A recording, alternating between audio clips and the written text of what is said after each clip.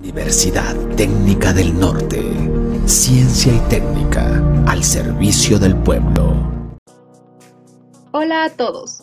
Lo que verán a continuación es una presentación creada para la materia de Histología 2 sobre las glándulas hipófisis y pineal.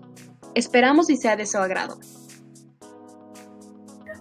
El sistema endocrino es un conjunto de células, tejido y glándulas endocrinas. Las glándulas endocrinas secretan hormonas a la sangre que serán transportadas a órganos o células blanco. Las glándulas endocrinas representan junto con el sistema nervioso los dos grandes sistemas coordinadores del organismo. La hipófisis o glándula pituitaria se ubica en la silla turca, una cavidad en el hueso esfenoides. Está fijada en la parte inferior del cerebro por medio del tallo hipofisario y arriba por la dura madre. Mide aproximadamente 12 por 8 milímetros y pesa unos 0,5 gramos. La silla estará recubierta por periósteo y la hipófisis por una capa de tejido conectivo. En medio de estas dos se encontrará una capa de tejido conectivo laxo con un plexo de venas que rodearán la hipófisis a manera de red.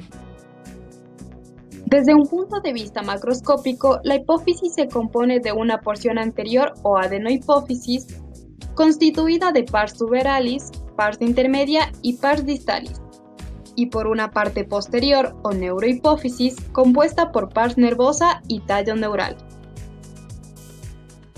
Si aplicáramos una tracción mecánica a la hipófisis en una dirección antero-posterior, se separaría en dos partes, a los que llamaremos lóbulo anterior y lóbulo posterior. El anterior comprenderá la pars distalis, mientras que el posterior la pars intermedia y la pars nervosa. La adenohipófisis y la neurohipófisis tienen diferente origen embriológico. La adenohipófisis se forma a partir de la bolsa de Rathke, un divertículo ectodérmico de la pared del estomodeo, mientras que la neurohipófisis evoluciona de un divertículo neuroectodérmico, el infundíbulo, del piso del diencéfalo. Los dos divertículos entran en contacto rápidamente y la bolsa de Rathke se separa del estomodeo. Por el contrario, el infundíbulo continúa comunicado con el diencéfalo, dado que la parte superior forma el tallo neural. La porción inferior se desarrolla a pars nervosa. La porción de la bolsa de Rathke que está en contacto con el primorio de la neurohipófisis crece muy poco y se transforma en pars intermedia, mientras que las células de la pared anterior sufren activa proliferación y forman la pars distalis. La pars tuberalis se forma por crecimiento de dos lengüetas tisulares provenientes de la pars distalis alrededor del tallo neural, que se fusionan por la parte media, por lo que rodean el tallo neural como un tubo. La porción distal es la más voluminosa. Se encuentra en el lóbulo anterior, conocido como adenohipófisis. Su parénquima es de tejido glandular endocrino, por lo cual con preparados de eosina o hematoxilina se puede observar cómo se dispone en cordones o cúmulos. Está compuesta por fibras que dan rigidez a células y capilares. Las células folículo estrelladas son un tipo de sostén epitelial. Conforman la pared de folículos y están ubicadas cerca de la porción nerviosa. Posiblemente estas células están formadas por restos de la bolsa de Rathke. Estas células producen IL-6, que es un factor de crecimiento fibroblástico básico y de crecimiento vascular endotelial. Las células glandulares se van a dividir en dos grupos, dependiendo de si se tiñe o no su citoplasma. Tenemos las cromófilas, en las cuales sí se teñirá el citoplasma, y las cromófagas, en las cuales el citoplasma no se tiñe. Las células cromófilas se subdividen en basófilas, que debido a sus componentes citoplasmáticos se tiñen intensamente con preparados de eosina, y acidófilas, que se tiñen con hematoxilina. Con la técnica de Mallory-Assam, las células acidófilas se tiñen de rojo y las basófilas de azul. Se puede diferenciar dos tipos de células acidófilas: las somatotrofas, que son aquellas que fabrican somatotrofina y representan un 50% de las células de la adenohipófisis, y las lactotrofas, que son aquellas que se encargan de fabricar prolactina y representan un 15% de las células de la adenohipófisis. La somatotrofina interviene en el crecimiento del organismo. Esta hormona estimula la síntesis del factor de crecimiento símil insulina, También es precursora de los condrocitos y del músculo estriado esquelético.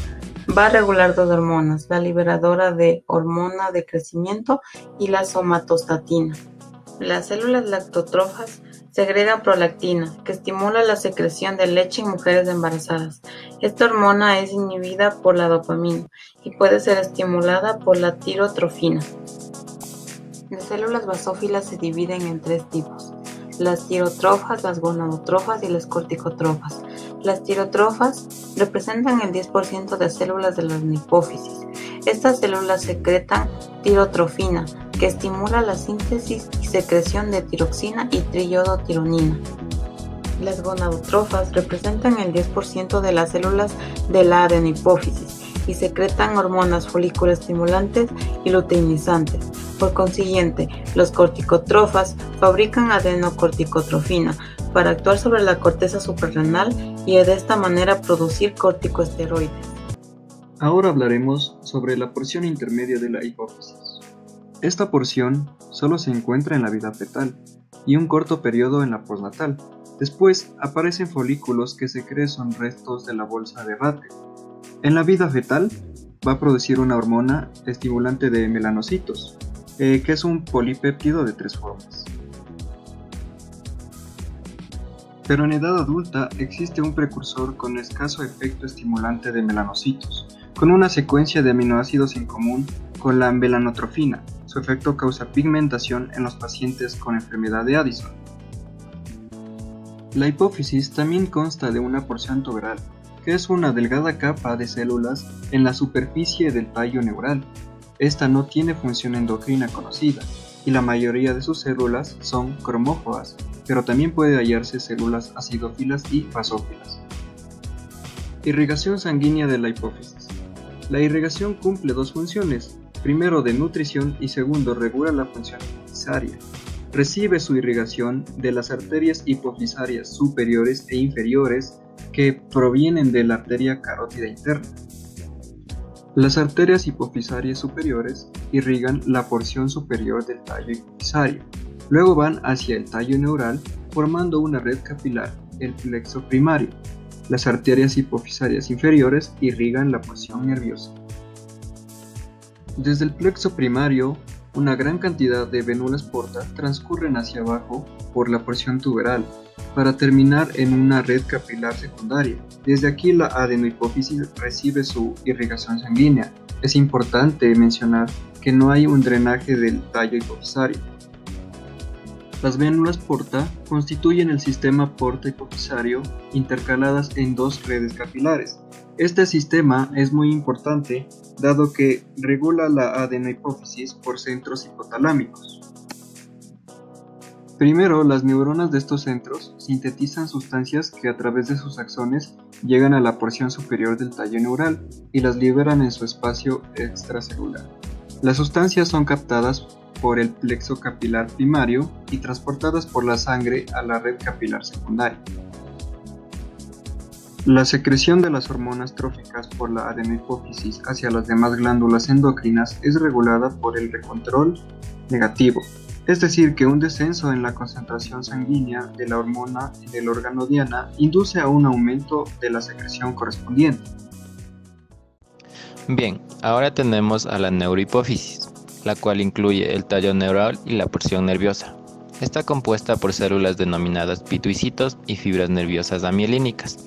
Estas provienen de neuronas neurosecretoras del hipotálamo. Además, hay una gran cantidad de capilares fenestrados. Las fibras representan el tracto hipotálamo hipofisario, debido a que sus axones provienen de las células nerviosas de los núcleos supraóptico y paraventricular del hipotálamo. El tracto hipotálamo hipofisario transcurre por el tallo neural. En el tallo neural, particularmente en la porción nerviosa, se observan pequeños cuerpos irregulares que se tiñen intensamente de violeta azulado, por ejemplo con el método de Mallory-Assa, denominados cuerpos de Herring, compuestos por cúmulos de secreción. La secreción tiene lugar por exocitosis desencadenada por un potencial de acción.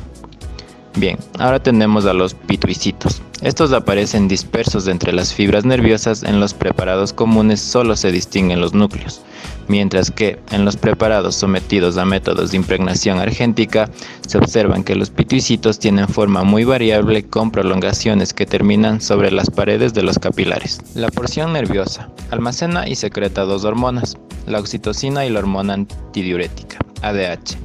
Ambas pequeños polipéptidos casi idénticos. La hormona antidiurética, ADH o vasopresina, se forma en el núcleo supraóptico, dado que es sintetizada por un precursor polipeptídico más largo que incluye la secuencia de la ADH y la denominada neurofusina. Los precursores son llevados por transporte axónico a las terminaciones de las fibras. También aparece ADH libre y neurofusina liberadas por exocitosis, y se demuestra su presencia en el torrente sanguíneo. La neurofusina no tiene ninguna función hormonal conocida. Al principio se denominó vasopresina a la ADH, debido a su capacidad para elevar la tensión arterial por contracción del músculo liso en la pared de las arteriolas. Un descenso súbito de la vasopresina, por ejemplo en una hemorragia, tiene un efecto estimulante muy intenso sobre la secreción de la ADH.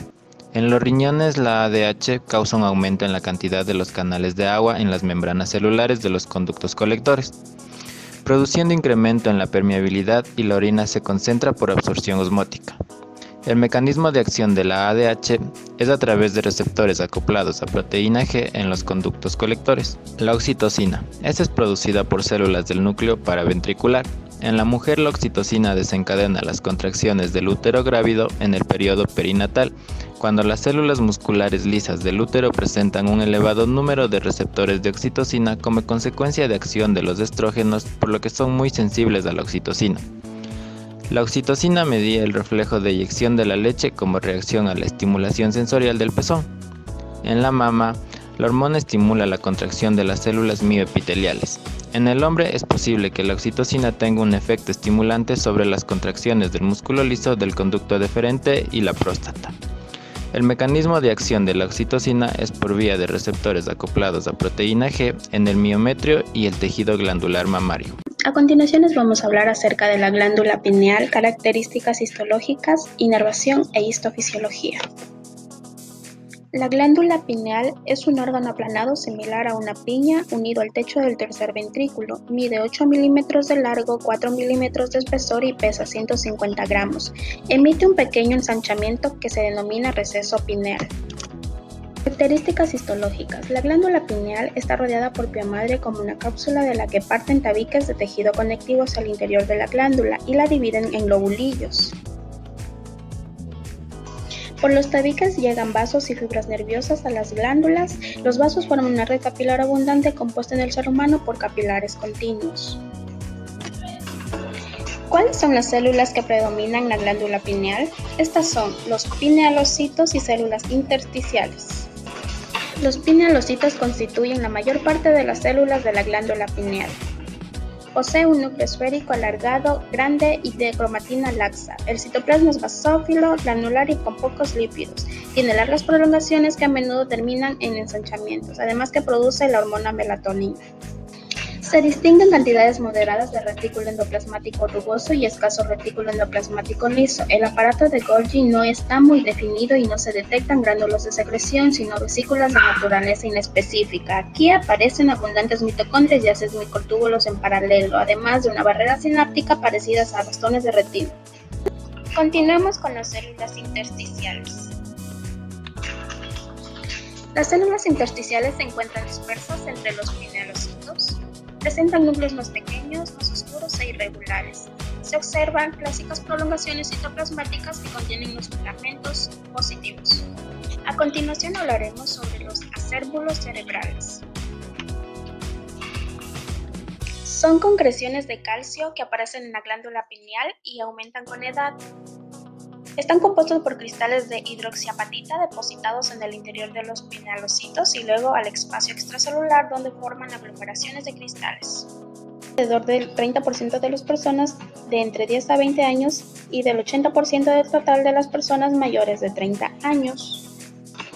Por lo tanto, la calcificación de la glándula pineal no se considera un fenómeno degenerativo, sino más bien un fenómeno consecuente de la función normal de la glándula.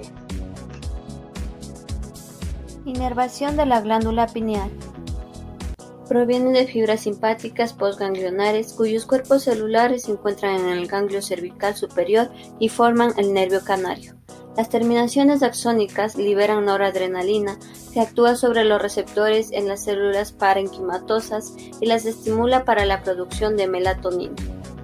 La glándula pineal también recibe fibras nerviosas directamente desde el cerebro a través del tallo de la glándula. Algunas de estas fibras provienen de la comisura posterior y forman parte de la vía óptica, por lo que es posible que la luz afecte la producción de esta hormona. Histofisiología de la glándula pineal.